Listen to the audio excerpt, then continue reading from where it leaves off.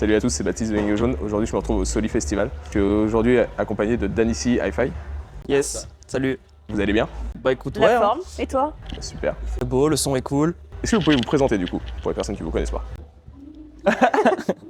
Bah du coup, nous, c'est Danici Hi-Fi. On a lancé l'assaut il y a 2 ans, autour de Niort, dans les Deux-Sèvres. Nous, notre but, en fait, c'est de ramener un peu le son reggae, reggae dub, justement dans Niort et dans les Deux-Sèvres. Parce qu'il y en a un peu partout autour, mais pas dedans. Donc il y en a à Nantes, en Vendée, en dessous à Bordeaux, La Rochelle, Poitiers. Mais dans les Deux-Sèvres, il n'y en a pas. Du coup, comme on kiffe tous les deux le reggae, le dub, toute cette culture, et la culture son système, voilà, on s'est lancé là-dedans. On se présente peut-être nous, Quentin, Emma. Enchantée. Cela fait combien de temps du coup que vous faites de la musique? Oh là, alors en soi, moi j'ai toujours fait un petit peu de musique depuis toute petite. Après, moi j'ai surtout été participante dans des festivals, des soirées, des choses comme ça. Et à force de faire des sessions dub, on s'est rencontrés en session dub tout simplement. À Niort en plus. À Niort en plus. Et puis en fait, ça m'a donné envie de partager ma passion et envie de promouvoir cette belle musique. Après, on s'y est mis petit à petit. Un peu chez nous, et puis après on s'est lancé dans le grand bain, quoi. Moi, faire de la musique, c'est pas hyper ancien. Moi, j'ai commencé vite fait à faire un petit peu de didgeridoo à l'époque, quand j'avais genre 15-16 ans. J'en fais toujours, mais après, quand j'ai commencé à aller en teuf, machin et tout, j'ai commencé à mixer de la techno. Et j'ai découvert il y a 3-4 ans les fameuses sessions dub. Et là, c'était l'amour fou, même si j'ai toujours écouté du reggae dub un peu toute ma vie. Mais là, ouais, c'était vraiment, je suis retombé amoureux de ça, et du coup, là, je suis à fond dedans depuis 3 ans, quoi.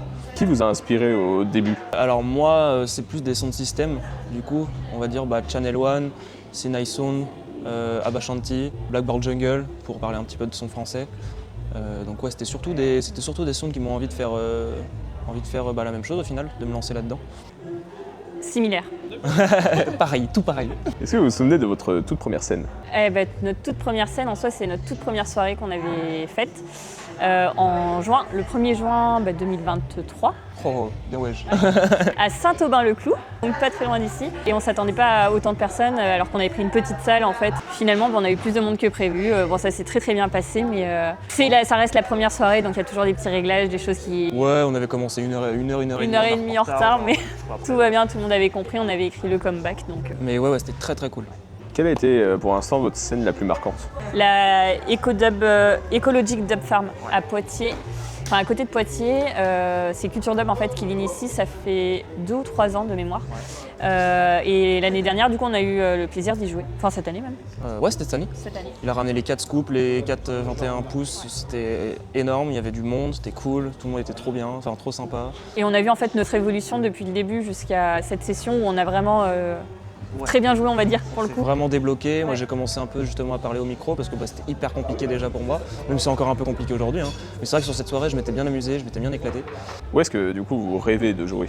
Pas de rêve en particulier, c'est surtout en fait tant qu'on joue sur une scène ou en soirée, l'essentiel c'est de partager en fait notre passion et notre bonne vibe faire kiffer les et que tout se passe bien, quoi. Après, moi, mon petit kiff, ce serait quand même les dub camp, bien sûr, mais on va attendre un peu quand même. Alors, On n'y moi, est pas encore. Moi ce serait le InDub au Portugal. J'adore le petit côté non mais pas de rêve. Et après, si. Il faut se faire un petit kiff quand même. Est-ce que vous avez un rituel avant de commencer à jouer? En vrai, non, même pas. En vrai, faudrait qu'on essaye. Faudrait qu'on essaye de faire un truc. On n'a pas de rituel, c'est vrai qu'on s'installe un peu chacun de notre côté quand on arrive ensemble. Ouais. Sinon, voilà. Après, s'il y en a un qui arrive un peu plus tard, l'autre installe tout, mais on sait un peu nos petites habitudes, quoi. Mais non, après, on fait vraiment au feeling. Et, c'est comme ça qu'on a appris à jouer ensemble et ça se fait naturellement, quoi. Actuellement, vous en vivez ou pas? Non, c'est vraiment une passion. À côté de ça, on a chacun notre job, donc voilà. Mais c'est vrai que ça reste un deuxième boulot en soi parce que une association, ça se gère et quand on veut faire des événements et qu'on veut promouvoir la musique, c'est du boulot, quoi. Est-ce que vous rêvez du coup de fitter avec quelqu'un en particulier? Prince David, voilà, de chez Mohamed Bessa. Une putain de voix. Tous les sons qu'il fait avec justement ce label Mohamed Bessa, à chaque fois ça fit incroyablement bien. Quel conseil vous donneriez à un jeune artiste qui débute? Déjà, c'est un peu notre cas en vrai déjà, même si ça fait que 2 ans. On est toujours un peu, on est toujours en apprentissage parce qu'on est un peu parti de rien niveau technique en vrai. Apprendre des autres, être observateur, poser des questions, pas avoir peur en fait d'aller vers les gens parce qu'en fait ce milieu-là quand même reste hyper ouvert. Donc en fait tu poses une question, généralement on t'y répond. Ouais, vraiment. Mais il faut vraiment pas avoir peur d'aller poser les questions et puis éviter de se prendre la tête. Genre prendre le temps. Si ça marche pas la première fois, ça marchera la deuxième. Quels sont vos projets actuellement à venir? Continuer à développer le reggae dub sur Niort et les alentours, c'est pas évident. Ouais, le public commence à arriver, mais ça prend le temps, tranquille. Bon, en même temps, nous, ça nous va parce que au final, ça nous habitue aussi à jouer devant plus en plus de monde. Donc c'est pas plus mal. Et par exemple, tu vois, justement, la plus grosse soirée qu'on a faite, c'était à la ferme à Ecologic Dub Farm. Et c'était là où on a eu le plus de monde, où on a joué. Et c'était très cool.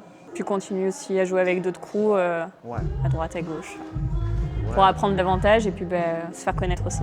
Ouais, d'ailleurs, au passage, gros big ups au Lions Crow, au Smose, Culture Dub, qui nous soutient de ouf, qui nous invite à ces soirées, machin et tout. Qui nous permettent de jouer aussi, on les invite sur Niort. Quel artiste vous me recommanderiez d'interviewer?